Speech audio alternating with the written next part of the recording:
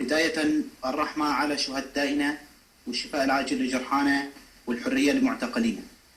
نعم، تشهد محافظة القنيطرة في هذه اللحظة قصفا عنيفا شمل أغلب قرى المحافظة، وركز القصف على جباث الخشب ومدينة البعث ومسحرة وطرنجة والحرية وجبل. يتم القصف من قيادة اللواء 90 الذي يقوده المجرم زهير الأسد. وفي التفاصيل الأحدث فإن حربا حقيقية تدور رحاها الآن في مدينة البعث وخان أرنبة في محافظة القنيطرة، يترافق بقصف عنيف من قيادة اللواء 90 المتمركزة بقرية الكوم. كما أطلقت عصابة النظام القنابل المضيئة فوق مدينة البعث وقرية جبة القريبة منها.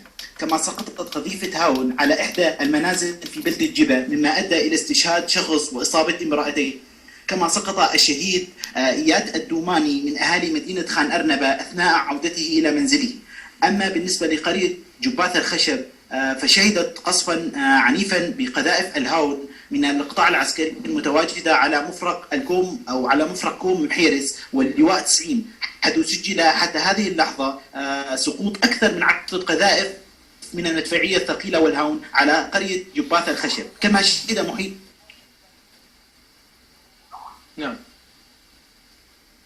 كما شهد محيط مقر الأمم المتحدة في بلدة جباث الخشب وهو الآخر قصفا عنيفا، وسجل أيضا إطلاق نار كثيف من مفرزة الأمن وقيادة اللواء 90 المتواجدة في بلدة الكوم خوفا من ضربات أبطال الجيش الحر. وفي مدينة خان أرنبة أيضا يستمر النظام الفاقد للشرعية بتدمير التاريخ السوري، وذلك من خلال قصف الخان الأثري الموجود في البلدة والذي أخذت اسمه، بالإضافة لبعض الحارات القديمة. كما يحاول أبطال الجيش الحر هناك بالدفاع عن الأهالي والأوابد التاريخية الموجودة في المدينة. أما بالنسبة لقرية مسحرة استهدفت عصابات النظام السيارات المدنية على الطريق العام للقرية من قبل الرشاشات المنصوبة على تل شعار. كما يستهدف قناصة العصابة الأسدية المواطنين العزل في البلدة. وفي قرية الكوم بالقرب من مفرق معز تمركزت 3 آليات BTR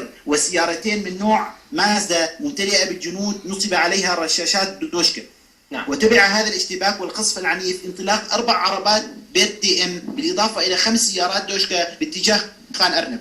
نعم سيد أبو عمر الجولاني عضو تجمع أحرار الجولان والقنيطرة، أشكرك جزيل الشكر، كنت معنا من هناك.